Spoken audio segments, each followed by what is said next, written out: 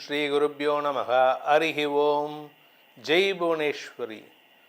அனைத்து அக்ஷர அண்ணாமலை நேயர்களுக்கும் உங்கள் வேத ஜோதிடர் பிரகாஷ் நரசிம்மனின் அன்பான வணக்கங்கள். பிப்ரவரி மாத ராசி பலன்கள். இந்த மாதாந்திர ராசி பலன்கள் அனைத்தும் பொது பலன்கள் மட்டுமே. திருக்கணித பஞ்சாங்க முறைப்படி கணிக்கப்படுகின்ற இந்த பலன்கள் உங்களுக்கு சாதகமாகவோ பாதகமாகவோ நடந்திட உங்களுடைய ஜனனகால ஜாதகம் மற்றும் தசாபுக்திகள் துணை நிற்க வேண்டும். இந்த பிப்ரவரி மாதத்தில் ஏற்படக்கூடிய கிரக பயிற்சிகள் என்ன, 1ஆம் தேதியிலேருந்து என்னென்ன கிரக மாற்றங்கள் இருக்குது அப்படின்னு இப்போ பார்க்க போகிறோம். இந்த பிப்ரவரி 1ஆம் தேதி அன்னைக்கு குரு பகவான் மிதுன ராசியில் சஞ்சாரம் பண்ணுறாரு.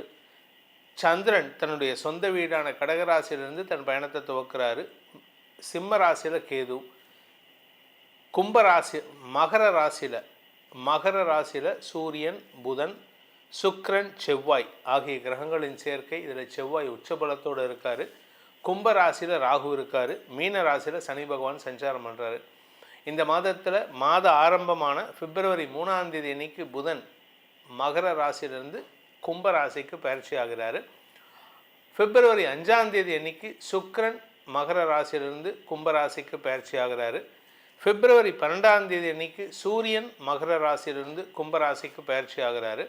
செவ்வாய் 23ஆம் தேதி அன்னைக்கு பிப்ரவரி 23ஆம் தேதி அன்னைக்கு செவ்வாய் தன்னுடைய உச்ச வீடான மகர ராசியிலிருந்து கும்பராசிக்கு பயிற்சி ஆகிறார். இதுதான் இந்த மாதத்தில் வரக்கூடிய முக்கியமான கிரக மாற்றங்கள். இந்த மாற்றத்தினால் உங்களுக்கு எப்படிப்பட்ட பலன்கள் மாறப்போகிறதுன்னு இப்போ பார்க்க போகிறோம். இதில் இந்த மாதத்தில் உங்களுக்கு வேறு கிரக பயிற்சிகள் எதுவும் கிடையாது. அதனால் சந்திரனை பேஸ் பண்ணி தான் இந்த மாதம் எல்லாமே ஃபாஸ்ட்டாக இருக்கும். ஏன்னா இருக்கிறதே 28 நாள் தான். இதில் தமிழ் மாத பிறப்பு, அதாவது மாசி மாத பிறப்பு பார்த்திங்கன்னா பிப்ரவரி மாதம் 12ஆம் தேதி அன்றைக்கி நடக்கிறது. அதனால் சீக்கிரமாக எல்லாமே நடக்கிற மாதிரி இருக்கும். அதற்கேற்றாற் போல் உங்களுக்கு நற்பலன்களும் அமைய வேண்டும். இனி உங்கள் ராசிக்கு உண்டான பலாபலன்களை ஆராய்வோம். மீனராசி நண்பர்களுக்கான பிப்ரவரி மாத ராசி பலன்கள். மீனராசியை பொறுத்த வரைக்கும் பார்த்திங்கன்னா ராசியில் சனி இருக்கார். அதனால் உங்களை பொறுத்த வரைக்கும் எந்த ஒரு முயற்சியும் முட்டுக்கட்டை போடக்கூடிய சூழ்நிலை இருக்குது. அதிகமான செலவுகள் ஏற்படுகின்ற வாய்ப்புகளும் இருக்குது.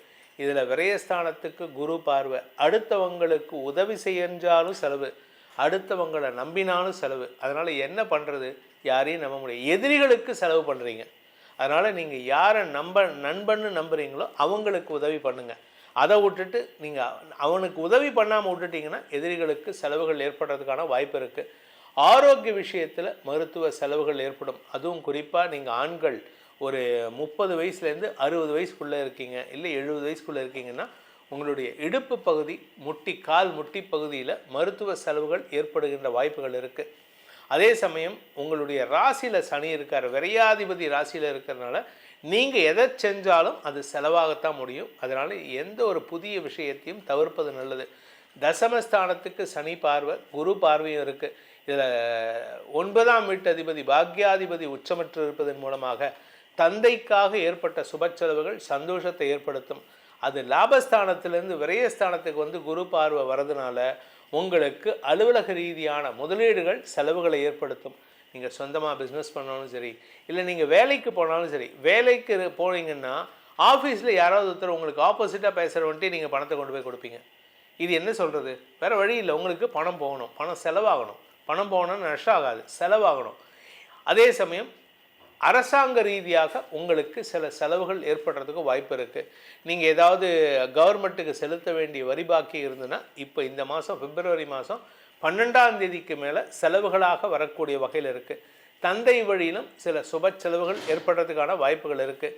இந்த மாதத்தை பொறுத்த வரைக்கும் கடன் சார்ந்த விஷயங்கள், போன ஜென்மத்தில் பட்ட கடன், இந்த ஜென்மத்தில் பட்ட கடன், இப்போ ரீசெண்டாக ஒரு 10 வருஷத்துக்குள்ளே பட்ட கடன், எல்லா கடனையும் இப்போ அடைக்க வேண்டியது இருக்குது. ஆரோக்கிய விஷயத்திலும் கொஞ்சம் செலவுகள் ஏற்படுறதுக்கான வாய்ப்பு இருக்குது. ஆனால் இப்போ என்ன செலவுன்னா, உங்கள் ஆரோக்கியத்துக்கு மருத்துவ செலவு ஏற்பட்டு அந்த ஆரோக்கியத்தில் நிவர்த்தி ஏற்படுறதுக்கான ஒரு அமைப்பு வருது. சில பேர் பார்த்திங்கன்னா செலவே பண்ணிகிட்டு இருப்பாங்க. இந்த சுகருக்கு, டயபெட்டிஸ்க்கு பிரச்சனை பார்த்திங்கன்னா காலில் வந்து முதல்ல ஒரு புண்ணு மாதிரி வரும். டாக்டர்ஸ் என்ன சொல்லுவாங்க, அந்த இடத்துல கொஞ்சோண்டு அறுத்து எடுத்துடலாம், அப்புறமா ஒரு விரல் மட்டும் எடுத்துடலாம், அப்புறம் 2 விரல், அப்புறம் 4 விரல், அப்புறம் பாதத்தில் அந்த 5 விரலையும் கட் பண்ணி எடுத்துடலாம். இப்படியே கால் பாதை வரைக்கும் போகிற மாதிரி இருக்கும், அப்புறமா கால் போகிற மாதிரி இருக்கும். இது மாதிரி உங்களை பொறுத்த வரைக்கும் நீங்கள் யாருக்காவது கடன் கொடுக்கறதா இருந்தாலோ இல்லை ஏதாவது ஒரு செலவு பண்ணுறதா இருந்தாலோ அந்த செலவு விருத்தியாகிட்டே இருக்கும். அந்த செலவு உங்களுக்கு நஷ்டத்தை ஏற்படுத்துகின்ற செலவாக இருக்குது. ஆனால் அதே சமயம் நீங்கள் யாராவது ஒருத்தர் கஷ்டப்படுறவாளுக்கு மனம் உவந்து நீங்கள் தானமாக கொடுங்க, அது உங்களுக்கு நஷ்டத்தை ஏற்படுத்தாது. இதெல்லாம் முதலீடு, புண்ணியத்துக்கு உண்டான முதலீடு. நம்ம என்ன பண்ணுறோம், புண்ணியத்துக்கு பண்ணுறதில்ல, எவனுக்கோ தெரியாதவனுக்கு போய் கொடுத்துட்டு வரோம். இந்த மாதிரி செலவுகள் ஏற்படுறதுக்கான வாய்ப்பு இருக்குது. எதிர்பாலினத்தவர்களால் ஏமாற்றப்படுவதற்கும் வாய்ப்பு இருக்குது. ஸோ வேலை செய்கிற இடத்துல ஆப்போசிட் ஜெண்டர் ஏதாவது ஒரு பையன் வந்து, அக்கா ஆண்டி மேடம் எனக்கு கொஞ்சம் வீட்டில் கஷ்டம், எங்கள் அப்பாவுக்கு உடம்பு சரியில்லை, எங்கள் அம்மாவுக்கு உடம்பு சரியில்லை, இல்லை ஒரு பொண்ணு சார் எங்கள் அப்பாவுக்கு உடம்பு சரியில்லை சார், நீங்கள் கொடுத்தேன்னா ஹெல்ப் பண்ணலைன்னா போதும் சார், இப்படியெல்லாம் நம்பி கொடுத்துடாதீங்க. வண்டி வாகனத்தில் லாங் டிஸ்டன்ஸ் ட்ராவல் பண்ணும்போது ரொம்ப எச்சரிக்கையாக இருக்கணும். லாங் டிஸ்டன்ஸ் ட்ராவல் பண்ணும்போது தூக்கத்தில் வண்டி ஓட்டுவதற்கான வாய்ப்பு இருக்குது. அதாவது கண்ணு சொருகும், கடைசி நேரத்தில் பார்த்து பிரேக் அடிக்கிறதுக்குள்ளார மருத்துவ செலவுகள் ஏற்படுறதுக்கு வாய்ப்பு இருக்குது.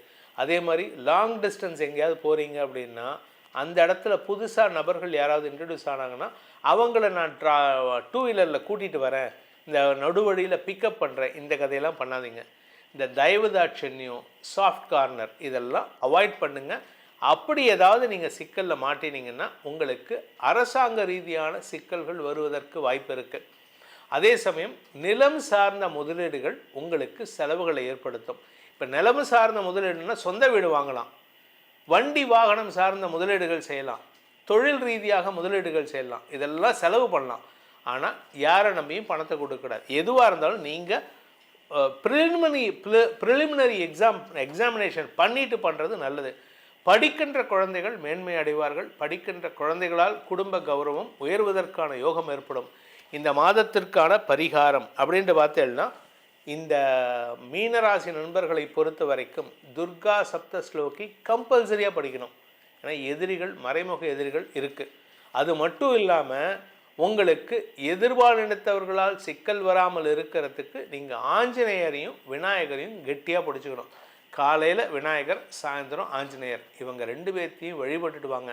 உங்கள் வாழ்க்கையில் எதிர்பாலினத்தவர்களால் பிரச்சனைகள் வராது. உங்களுடைய ராசிக்கான பலன்கள் அப்படிங்கிறது உங்கள் உடம்புக்கான பலன்கள். உங்களுடைய உயிருக்கான பலன்கள் என்ன அப்படின்னு தெரிஞ்சுக்கணுன்னு விருப்பப்படுறவங்க உங்களுடைய தனிப்பட்ட ஜாதகத்தை பொறுத்து பலன்களை தெரிந்து கொள்ள வேண்டும். அப்படி ஆசைப்படுறவங்க கீழே கொடுக்கப்பட்டுள்ள தொலைபேசி எண்கள், வாட்ஸ்அப்புக்கு டைரக்ட் அப்பாயின்மெண்ட்டுக்கு ஒரு வாட்ஸ்அப் நம்பர், கீழே 2வது நம்பர் வாட்ஸ்அப் கன்சல்டேஷனுக்கும் நம்ம நம்பர் கொடுத்துருக்கோம். இந்த 2 எண்களிலும் தொடர்பு கொண்டு உங்களுடைய தனிப்பட்ட ஜாதகத்துக்கான, இது நீங்கள் ஜாதகம் அனுப்பணுங்கிற அவசியம் கிடையாது. உங்களுடைய பெயர், பிறந்த தேதி, பிறந்த நேரம், பிறந்த ஊர், இப்பொழுது இருக்கும் ஊர் ஆகிய விவரங்களை அனுப்பி அதற்கான கேள்விகளை அனுப்பி அதற்கான பலன்களை நீங்கள் பெற்றுக்கொள்ளலாம்.